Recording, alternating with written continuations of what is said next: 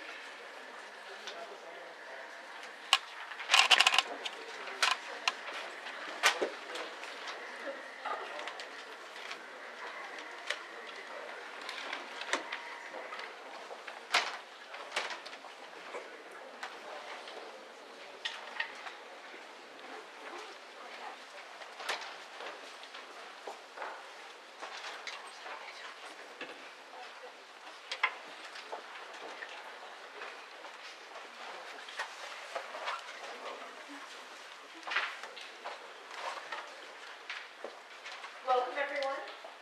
We are representatives from the high schools listed below: Brock University High School, Schultz Rosemary Hall, Dr. Olga Mohan High School, and Hiroshima Junior and Senior High Schools. And this is our synopsis on our 4 presentations talking about the CTV.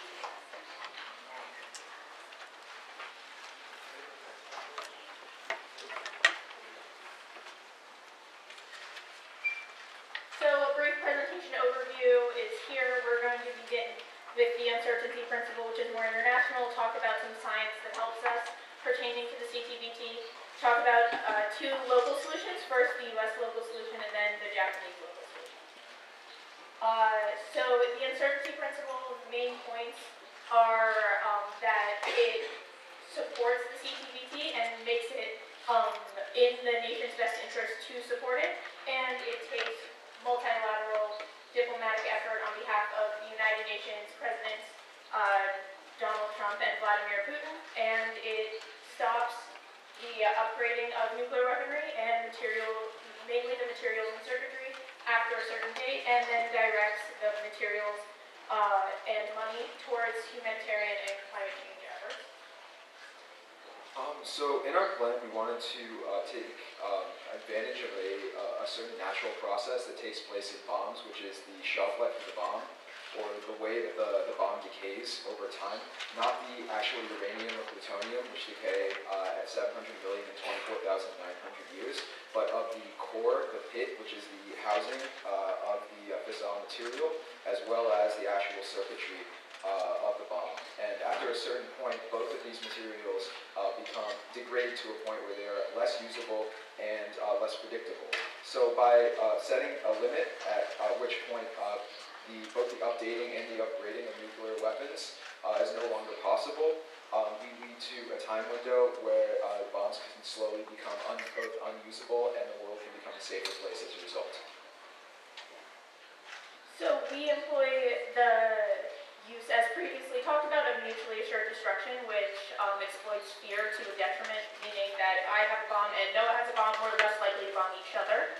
And we want to use an act of randomness in that. So if we set a date, the international community sets a date, and bombs stop being upgraded, that means that they become less reliable. And over time, it actually becomes not beneficial for a nation to own a bomb, because whether or not it will blow up in the nation itself becomes a question, and whether or not if I then fire my bomb at Noah, it will actually work becomes a question as well. And then testing bombs become a weakness, because if a nation then tests their nuclear weapon and it doesn't work, it damages their international reputation. But we would not be able to achieve this without the science behind monitoring nuclear technology. Now we will be moving on to the International Monitoring System. The International Monitoring System, or IMS, is comprised of 321 monitoring stations and 16 laboratories. However, it remains incomplete due to some regional complications, notably the steady tensions between India and Pakistan. The IMS is central to the verification regime of the CTBT and acts as the treaty's watchful eye. The IMS uses 4 verification methods to ensure treaty compliance. These are seismic, hydroacoustic, infrasound, and radionuclide monitoring. The IMS is spread over 89 nations worldwide, and one of the most important components of the IMS's verification regime is radionuclide or radio-xenon monitoring. The monitoring of radio-xenon is paramount to the International Monitoring System because it is the most definitive indicator of nuclear explosions available to the International Monitoring System verification regime.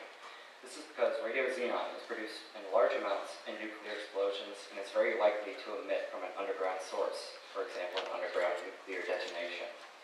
Treaty-relevant isotopes include the 131M xenon, 133M, 133, and 135 xenon. However, what's more important than the isotopes themselves is the relative concentration of these isotopes. For example, the ratio of 135 to 133 xenon released by a nuclear explosion is orders of magnitude larger than that released by a nuclear power plant. Of course, it would all be too easy if nuclear detonations were the only producers of radioactive xenon. This is unfortunately not the case. Both civilian nuclear power plants and medical isotope production facilities produce and emit amounts of xenon during their production of power and radioisotopes for medical purposes, respectively. So the question arises, how can we discriminate between types of events? To discriminate between different sources of radio-xenon, nuclide ratios can be plotted against one another. Multiple isotopic ratio correlation plots the ratio of activities of 133M and 131M versus the ratio of the activities to 135 to 133 xenon. This type of correlation analysis can be used with other isotopes as well. A comparison of radio-xenon nuclide ratios from nuclear power plants will show a marked difference from those of nuclear weapons explosions. This, however, assumes that the 4 radionuclides are above the minimum detection concentration, which is not always the case. During the 2009 North Korean nuclear test, there was no radio-xenon detection. This was due to concentrations being below detection levels. So what can we do to improve the radio-xenon network? There's a variety of options that we analyzed during our presentation. And these include options to modify medical isotope production processes to reduce radio-xenon emissions from medical isotope production facilities, In addition, we can hold medical isotope products in accumulation tanks and allow radio-xenon to decay in stable daughter nuclides.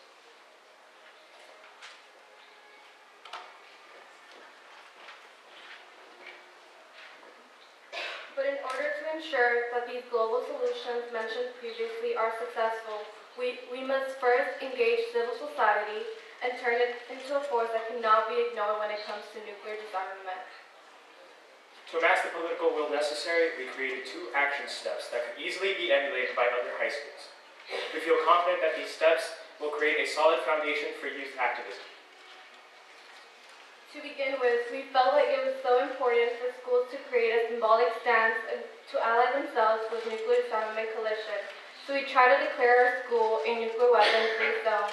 While we obviously don't expect to transport or store any nuclear weapons in our school, we did this as an important statement, as a symbolic stance for these terrible weapons. We wanted students to realize the dangers of nuclear weapons and how they too can take action.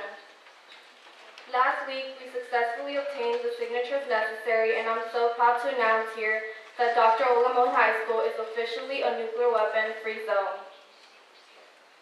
Building off of that idea, we hope to encourage students around the world to become influencers in this international discussion. We strongly encourage you all to declare yourselves nuclear weapons-free zones and begin to spread this message to other schools around you, just as we have and are doing back home in California. All big things start small, and we hope that this grassroots movement of high schools will become a national movement and eventually bring about international change.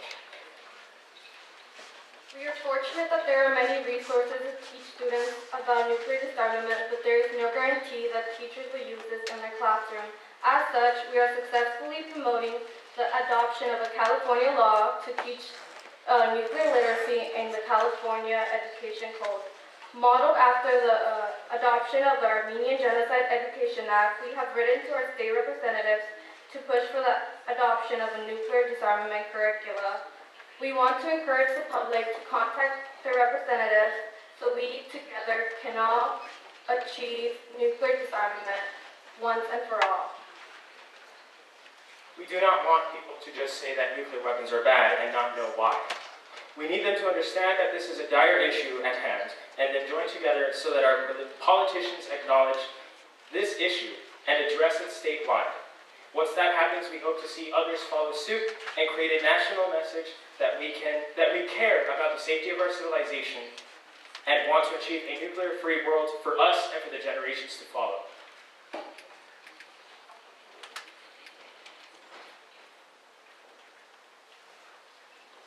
These are the pictures of Hiroshima before and after atomic bombing on August 6, 1945, and also these are the pictures of our school before and Hiroshima Jugaku before and after atomic bombing. So in case of our school, about 350 students and teachers were killed by only one atomic bomb. So from now, we would like to introduce what we are doing in Hiroshima. Some of the students in our school assist Professor Hidenori Watanabe and Tokyo Metropolitan University make the Hiroshima Archive an interactive website which enables us to see and read where Hibakusha were on August 6, 1945. Also,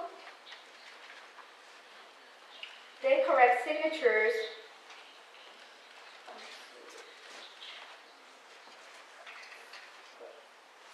to promote the abolition of nuclear weapons. Since 2008, they have corrected 420,000 signatures. These signatures are taken to the United Nations in New York. Furthermore, our school has a curriculum called Peace Studies. In 6 years, we learned about Hiroshima and Jugaku during wartime. At first, we visited Nagasaki and Okinawa. Also, we learned not only about Japan as an aggressor, but also we looked at the history of Cambodia and the relationship between Korea and Japan. Through our experiences, we found that education is very important, as in Japan, 70% of the citizens don't know the day Hiroshima was attacked by the atomic bomb, according to a questionnaire by NHK. So, we would like to suggest the 3 pillars of education: to know the facts, to find the problems, to think of the solutions. From 1945, nuclear testing was conducted more than 2,000 times. It means that the victims of nuclear power are not only the people in Hiroshima and Nagasaki, but also the residents in nuclear test sites. It is true that nuclear weapons are harmful, but why hasn't the CTBT been concluded? There are many factors. One of them is that governments don't understand how powerful nuclear weapons are perfectly. It is pity that some countries, such as Japan, are not working positively on nuclear disarmament, even though young people like us think of the nuclear problems very hard. How can we change the government's awareness? How can we tell our soul? Using SNS is something we can use easily. If we are willing to post something related to nuclear weapons that we want people to know, some people who are not familiar with it may get interested. So we would like to state again that governments must listen to young people's voices more. This may seem like we cannot anything, but we are not powerless. The connection between local and international efforts will lead to nuclear disarmament and make a peaceful world. Everyone, everywhere, can be a peace builder. Thank you for listening.